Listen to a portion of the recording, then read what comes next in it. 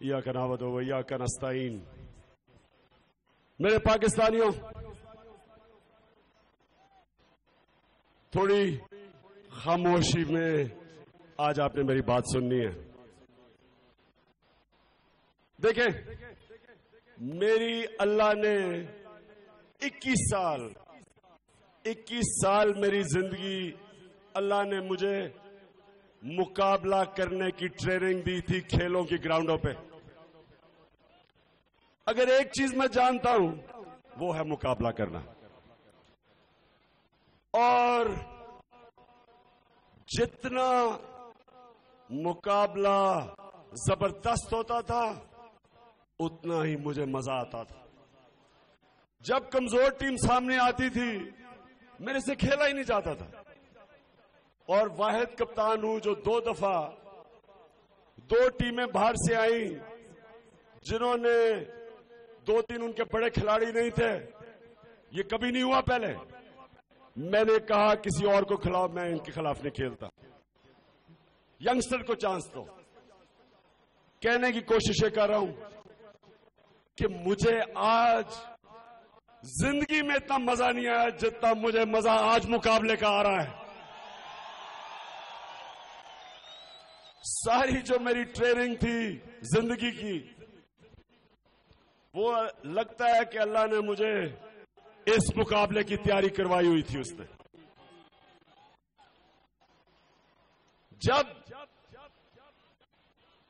جب اس طرح کا ایک بڑا قوم کے اندر ایک بڑا انقلاب آتا ہے عوام کا، اور ایک مشکل وقت ہوتا ہے، اور مقابلہ 2 طبقوں کے بیچ میں ہوتا ہے۔ ایک ہے پاکستان کی عوام، مظلوم عوام جن کو کبھی بھی حقوق نہیں ملے، جو پس رہے ہیں، جو بچارے 2 شفٹیں لگاتے ہیں، 8 گھنٹے کے بجائے 15 گھنٹے کام کرتے ہیں، پھر بھی بچاروں کا گھر میں کھانا پورا نہیں ہوتا، بچے اسکول نہیں جا سکتے، اسکولوں کے اندر ٹیچر نہیں ہوتے جب سرکاری اسکول ہے، ہسپتال جاتے ہیں تو وہاں حال دیکھ لیں۔ یعنی میں نے کبھی دنیا میں نہیں سنا کہ اتنا بڑا ہاسپٹل ہو جو پنڈی میں بچے اور ماں کا ہاسپٹل، کہ بچارہ ایک بچہ چوہا کاٹ کے تو بچہ مر جائے۔ میں نے یہ زندگی میں نہیں سنا کسی ملک میں ایسے ہوتا ہو۔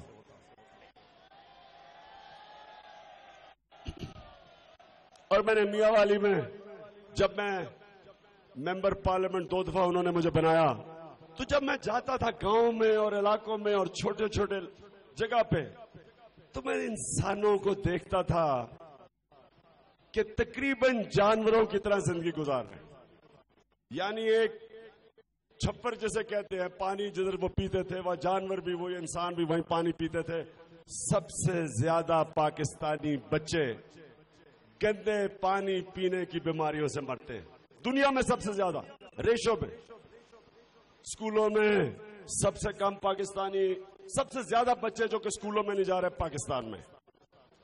اور جو ظلم میں نے تھانوں میں اور کچہریوں میں ایک عام آدمی سے دیکھا، تو میں تب سے ایک چیز پہ آ گیا تھا کہ ایک طرف ہے یہ عوام اور دوسری طرف ہے چھوٹا سا ظالم طبقہ جس کو انگریزی میں یا فرینچ میں سٹیٹس کو کہتے ہیں۔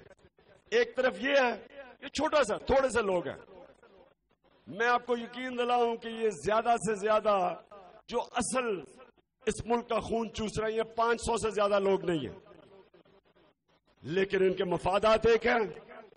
یہ مختلف لباس پہن کے پھرتے ہیں، کوئی مولانا بن جاتا ہے، کوئی سیکولر بن جاتا ہے۔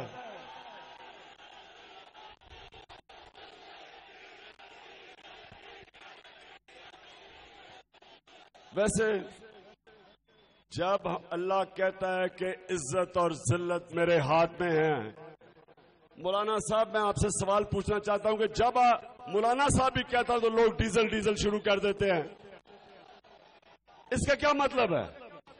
کہ اللہ کی طرف سے ذلت ہے۔ تو کوئی رائٹ بن جاتا ہے، کوئی لیفٹ بن جاتا ہے، کوئی رائٹ ونگ کوئی لیفٹ ونگ. لیکن جب یہ وقت آتا ہے کہ اسٹیٹس کو چیلنج ہوا ہے جو آج ہو گیا, آپ نے تاریخ قائم کر دی ہے, آپ نے تاریخ بنا دی ہے ان کو چیلنج کر کے.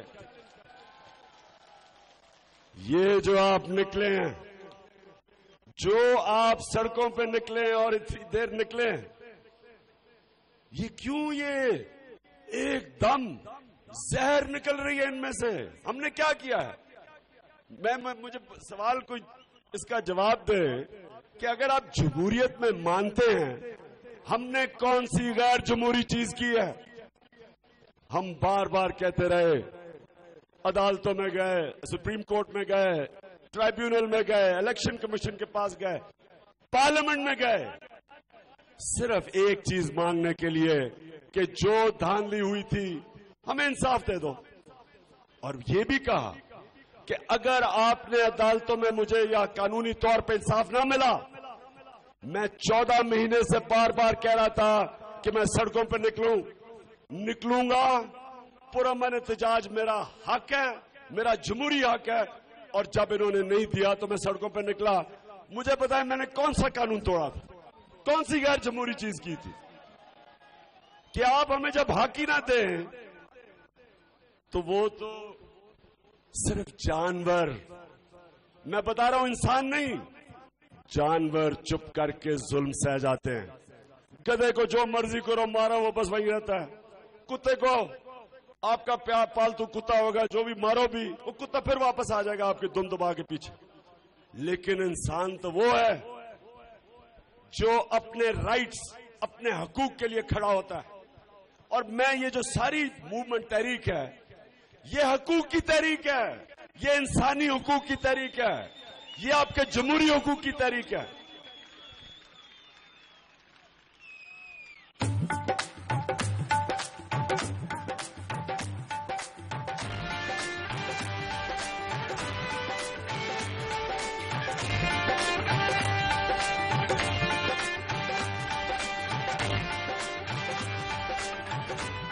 تو اب مجھے کیوں مزہ آ رہا ہے؟ کیونکہ معاشرے کے اندر ایک صاف تقسیم ہو گئی ہے.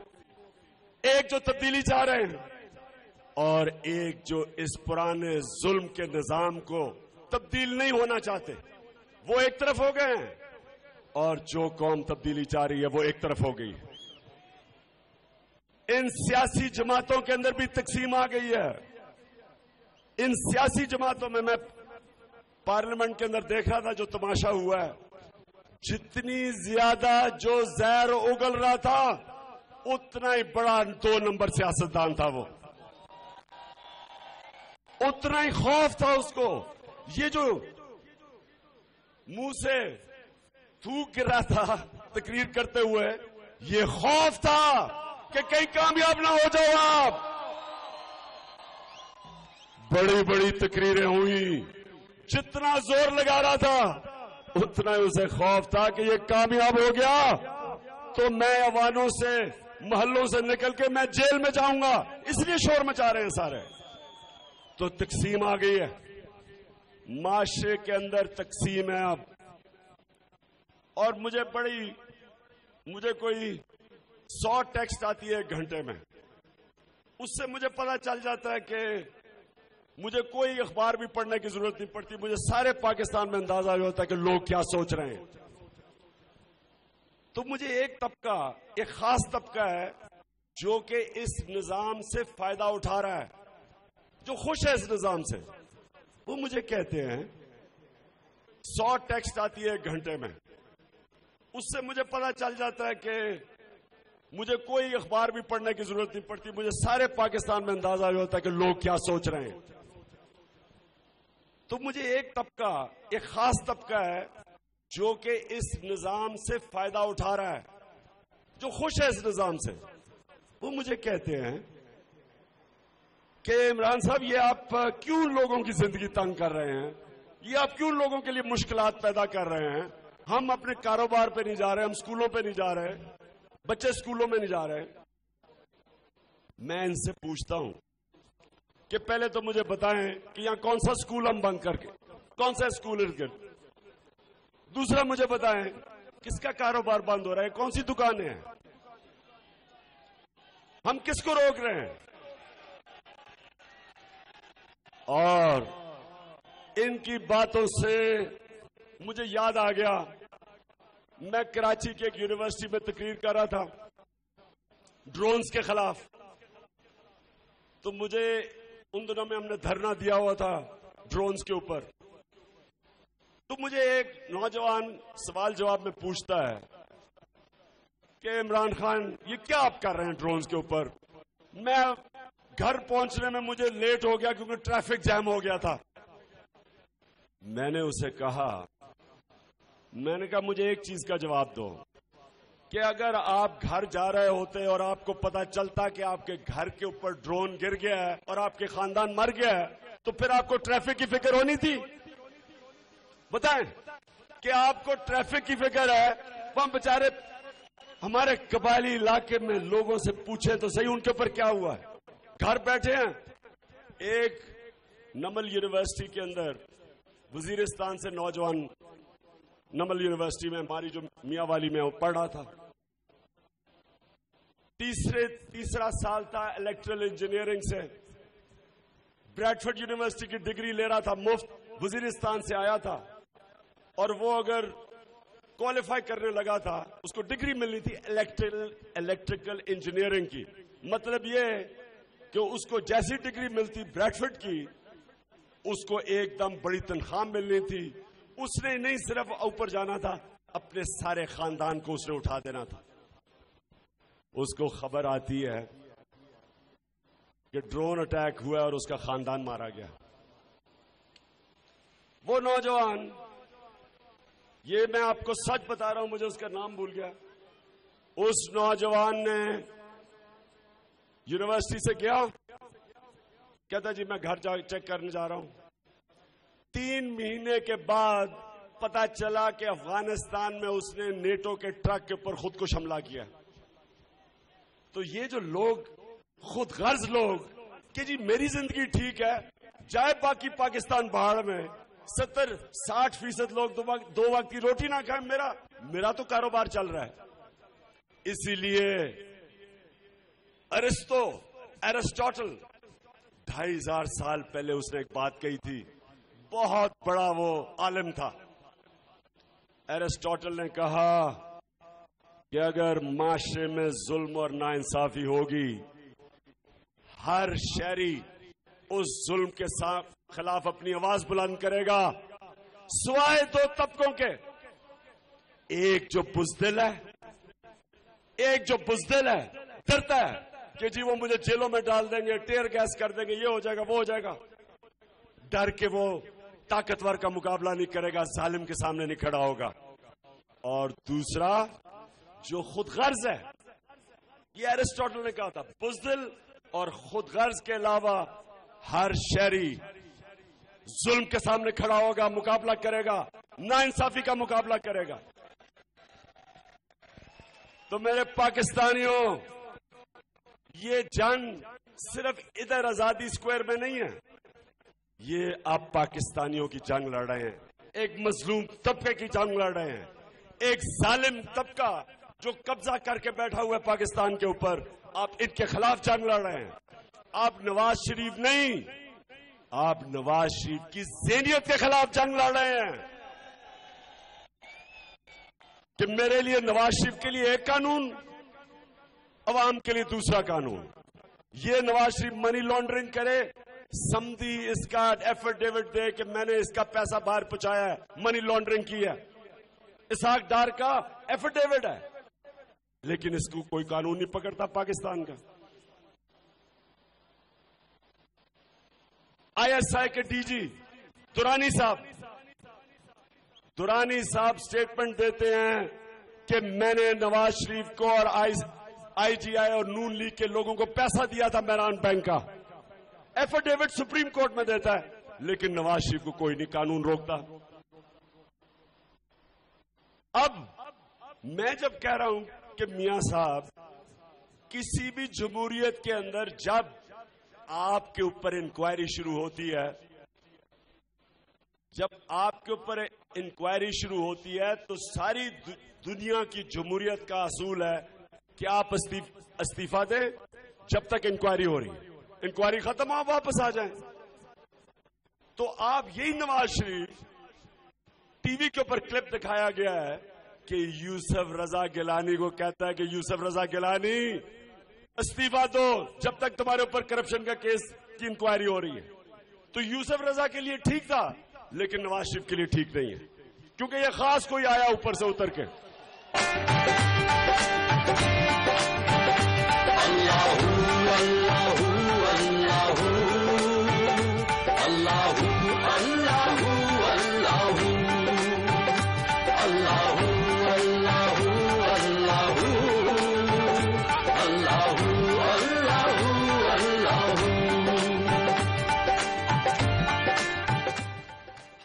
تو ایک تو تقسیم ہو رہی ہے ظالم اور مظلوم میں،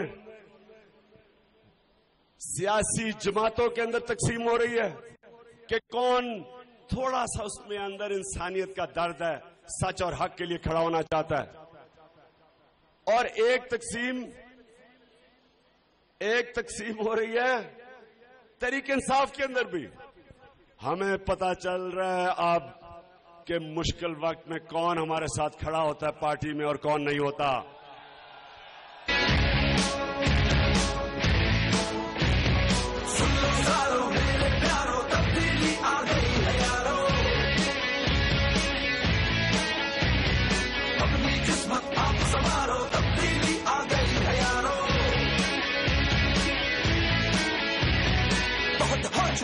بےایمانی بہت ہو چکی، منمانی، گیس بجلی اور پانی کی پریشانی بہت ہو چکی، مہنگائی بہت ہو چکی، رسوائی آ گئی، رہنمائی ایک طوفانی، اپنی ذمہ داریوں کو تم جان لو۔ ہمیں پتہ چل رہا ہے اب کہ کون نظریاتی تحریک انصاف ہے اور کون آیا تھا یہاں سونامی کا فائدہ اٹھا کے اوپر ذاتی مفادات کے لیے۔ تقسیم ہو رہی ہے پارٹی میں بھی، اور میں تحریک انصاف کے سارے کارکنوں کو، عہدیداروں کو، جو ہمارے M N As M P As ہیں، میں سب کو ایک پیغام دے رہا ہوں۔ میں وہ کپتان تھا جو اپنی ٹیم کو دیکھتا تھا مشکل وقت میں، جب ویسٹ انڈیز کے خلاف میچ ہوتا۔ ہمارے زمانے میں ویسٹ انڈیز بہت تکڑی ٹیم تھی، دنیا کی تاریخ کی کبھی ایسی ٹیم ہی نہیں آئی۔ 6 فٹ 8 انچ کے تیز بولر تھے، لوگوں کو نیند نہیں آتی تھی رات جب اگلے دن ویسٹ انڈیز سے میچ ہوتا تھا۔ تو ان دنوں میں جب بڑا مشکل کانٹا میچ ہوتا تھا تو ہر پلیئر کا شکل کے اوپر نظر آ جاتا کون کتنے پانی میں، کس میں دل گردا ہے اور کس کے گھٹنے کمزور ہیں، ٹیم میں پتہ چل جاتا۔ تو میں آج تحریک انصاف کی ٹیم کو بڑے غور سے دیکھ رہا ہوں۔ پچھلے 14 تاریخ سے میں یہ نہ سمجھنا کہ میں چپ کر کے بیٹھا ہوں یا جب میں اوپر پھر رہا ہوتا ہوں، میں ایک ایک چیز دیکھ رہا ہوں۔ اس میں سے کئی ہیرو نکلے ہیں، مشکل وقت میں پتا چلا ہے کہ ان میں دل گردہ ہے، نظریہ ہے، کھڑے ہوئے ہیں، اور کئی کدھر ایک طرف تو جو صحیح تحریک انصاف کے ٹائیگر ہے وہ نظر آئے ہیں، اور دوسری طرف کئی گفتار کے غازی بھی میں نے دیکھ لیے کون ہے وہ۔ تو میں آپ کو بھی بتا رہا ہوں، یہ 2020 نہیں ہے، یہ لمبا میچ چلنے والا ہے، اور اس میچ کے دوران نظریاتی لوگ اوپر آ جائیں گے اور فصلی بٹیرے اڑ جائیں گے۔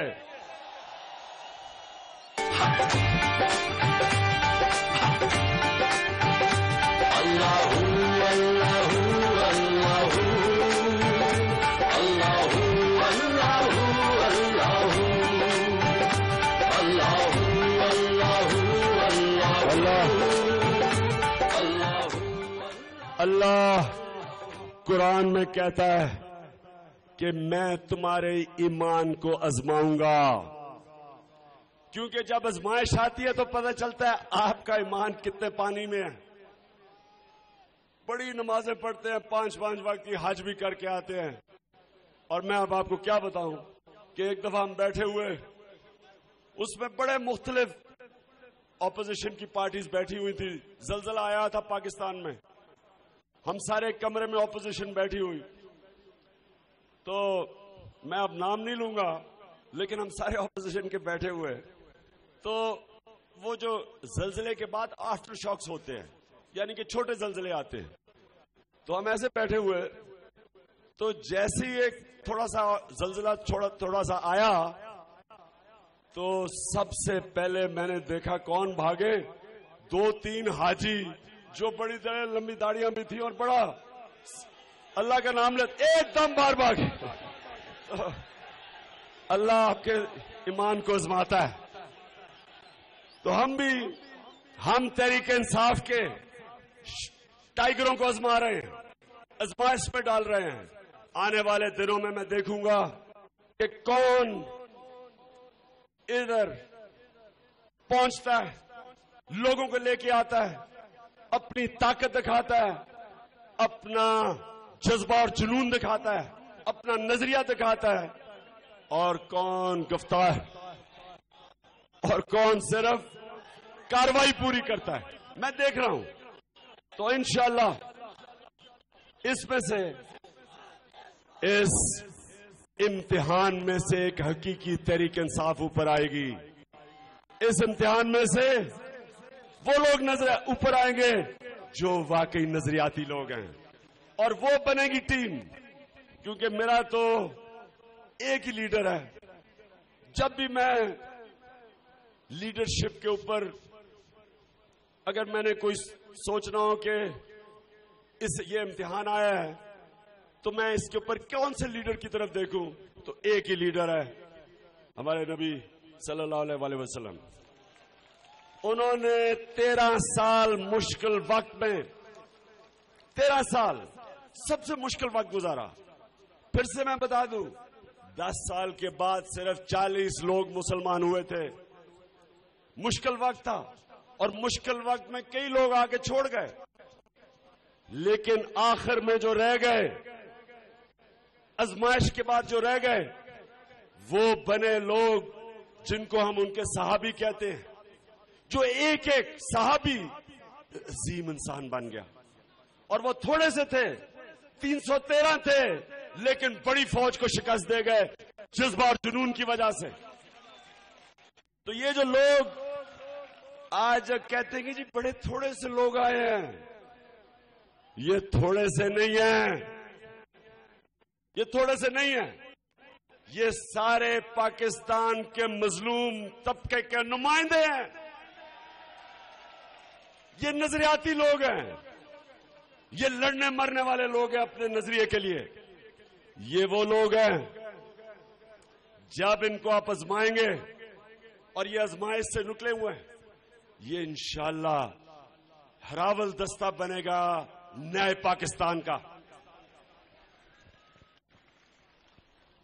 میں سارے پاکستانیوں کو آج پیغام دینا چاہتا ہوں، میں آپ کو پہلے سے مبارک دینا چاہتا ہوں، کیونکہ یہ جو تحریک چل پڑی ہے، آپ یقین کریں گھر گھر میں، عورتیں، گاؤں میں، جدھر جدھر ٹی وی جا رہا ہے، سارے لوگ آپ کی طرف دیکھ رہے ہیں، سارے لوگ آپ کے لیے دعائیں کر رہے ہیں کہ اللہ ان کو کامیاب کرو، کہ ملک کو یہ جو چھوٹا سا مفاد پرست ظالم طبقہ ہے، اس کو صرف آپ کی عوام کی تحریک، صرف آپ ان کو شکست دے سکتے ہیں۔ میں آپ کو یقین دلا دوں کہ نواز شریف کو اگر ہم نے آج چیلنج نہ کیا، نواز شریف کو آپ شکست دے ہی نہیں سکتے، کیونکہ اس نے اتنا پیسہ اکٹھا کر لیا، اور اس نے آپ کا پیسہ استعمال کرتا ہے لوگوں کو خریدنے کے لیے، سب کو خرید لیتا ہے، ججز کو وہ خریدتا ہے، الیکشن کمیشن کے لوگوں کو وہ خریدتا ہے، ووٹر کو خریدنے کی کوشش کرتا ہے۔ पुलिस को वो गलत इस्तेमाल करता है। ये सुने, पुलिस का उसने कितने इदारों के तबाह किया कि 3 आईजी इस्लामाबाद में 3 आईजी तब्दील हुए हैं, क्योंकि एक इसके गलत कानून, इसके गलत ऑर्डर पे चलना नहीं चाहते थे। इससे क्या मतलब है? इसका मतलब ये है कि ये पुलिस से गलत काम करवाता है, पुलिस से कानून तोड़वाता है। जो मॉडल टाउन में किया है, मुझे बताएं, कोई मुझे मिसाल दे दे किसी रंग की जमहूरियत की कि निहत्थे लोगों के ऊपर जो गोलियां बरसाई, 85 लोगों के जिस्म पे गोलियां लगी, 14 लोग शहीद हो गए। कौन सी मुझे जमहूरियत, दुनिया में कोई जमहूरियत बताएं कि कोई इस तरह अपने लोगों को पुलिस के जरिए मरवाता है और फिर पुलिस को जलील करता है, लोगों में पुलिस की नफरत पैदा करता है। लोग पुलिस से नफरत करते हैं, कसूर पुलिस का नहीं, कसूर इसका है। खैबर पख्तूनख्वा में मैं आज आपको कहता हूं, मैं आपके सामने खड़े होकर कहता हूं, मैं आज जो भी खैबर पख्तूनख्वा के सरकारी नौकर हैं, जो भी हमारे पुलिस वाले हैं, सबको मेरा पैगाम यह है कि अगर आपको चीफ मिनिस्टर और कोई मिनिस्टर गलत कानून दे, आप बगावत करें, आप ना माने उन कानून को।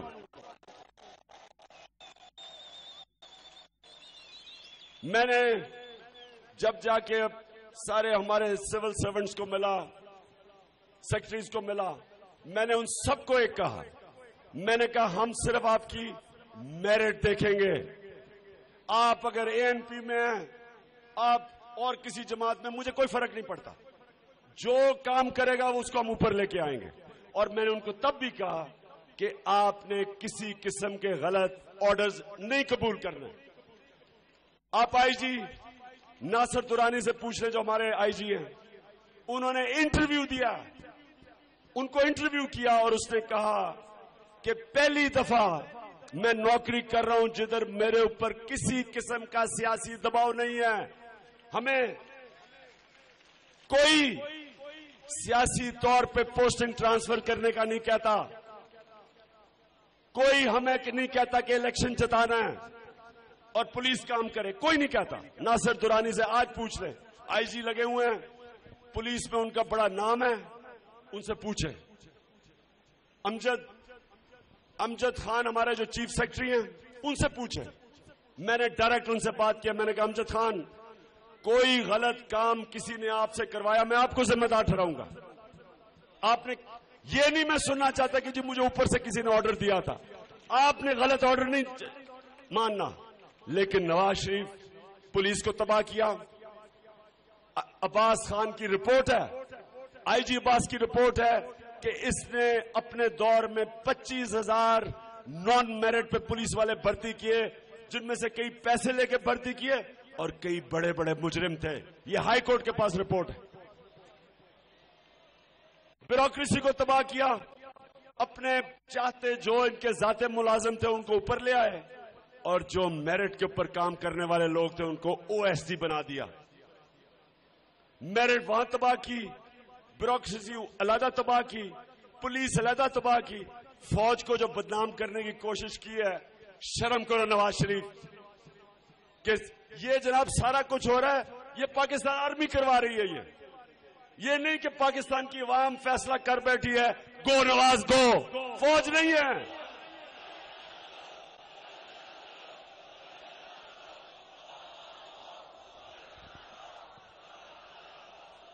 और मैं 14 महीने से कह रहा था कि अगर तुमने मुझे कानूनी तौर पे इंसाफ ना दिया, मैं सड़कों पे निकलूंगा। मुझे ये फौज ने कहा था, तब तो जो आर्मी चीफ था वो जनरल क्या नहीं थे, तब से मैं कह रहा हूं।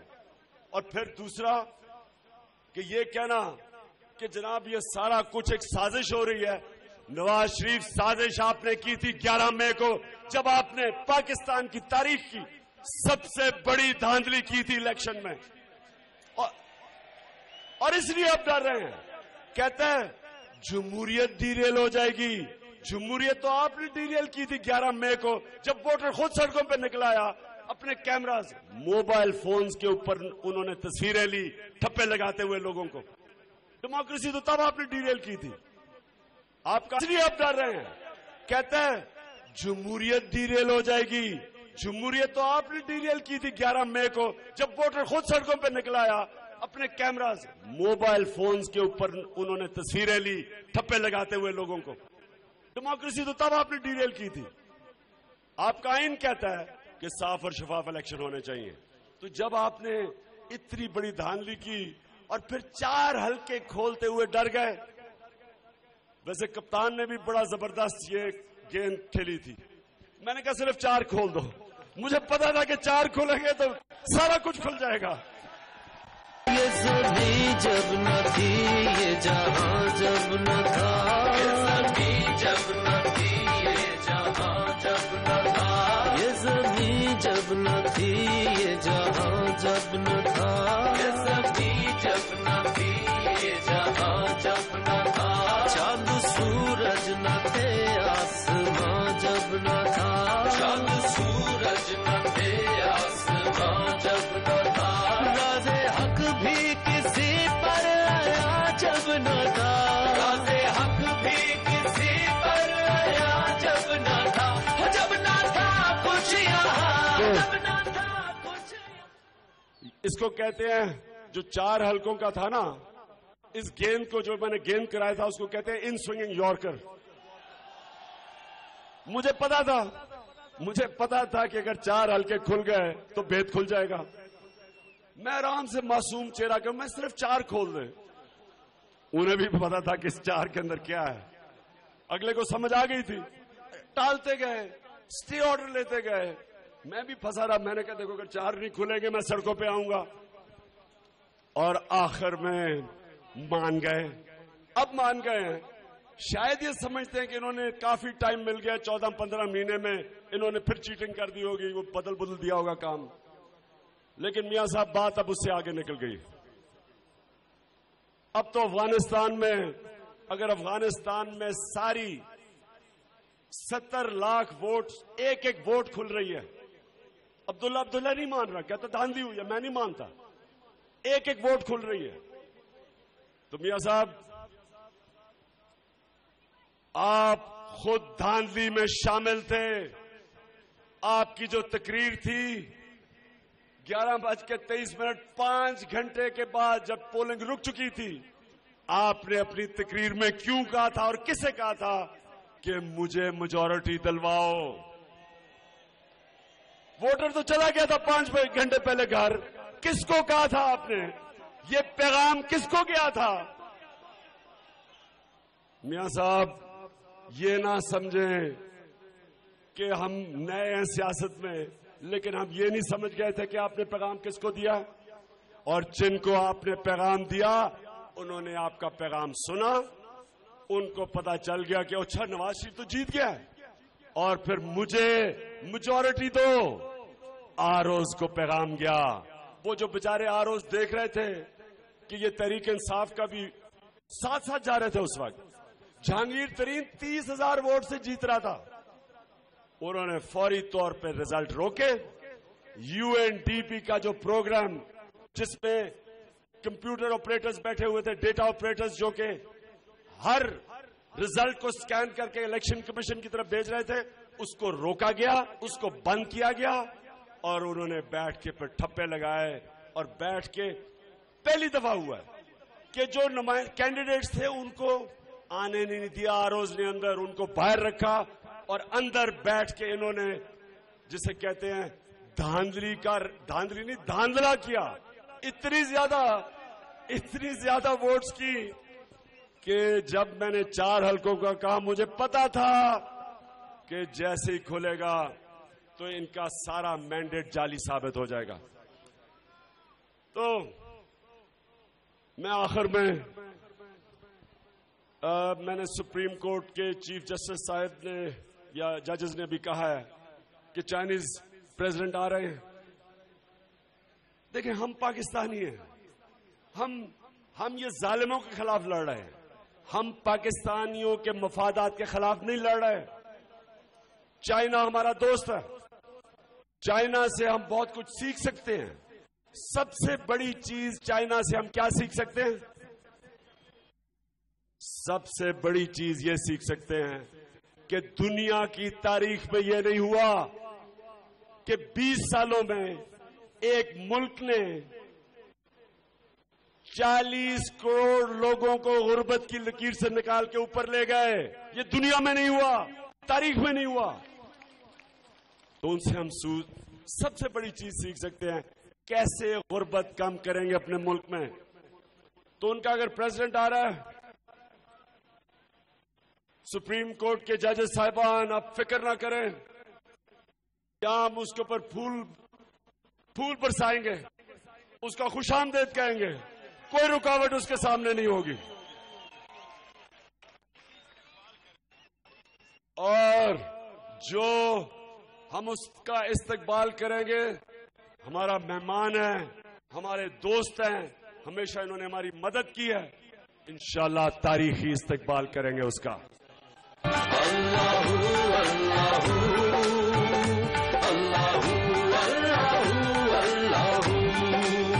آخر میں میرا پیغام تحریک انصاف کے سارے کارکنوں کو, نمائندوں کو, ایم پیز کو, ایم این ایز کو, عہدیداروں کو, کپتان آپ کی طرف دیکھ رہا ہے, ایک ایک کی طرف دیکھ رہا ہے.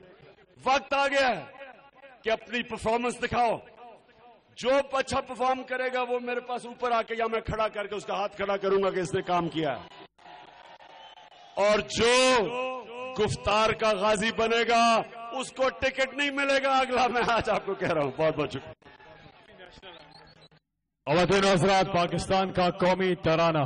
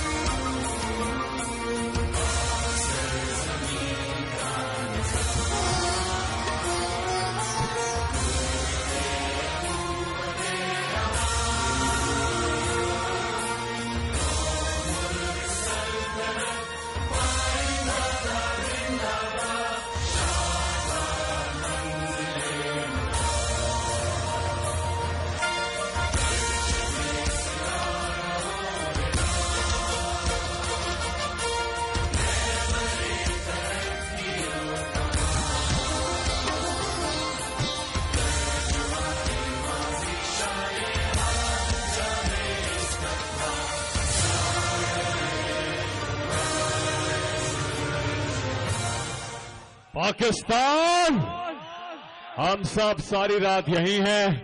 تھوڑی دیر کے بعد عمران خان اپنا اگلا خطاب بھی کریں گے. تبدیلی آ نہیں رہی, تبدیلی آ گئی ہے.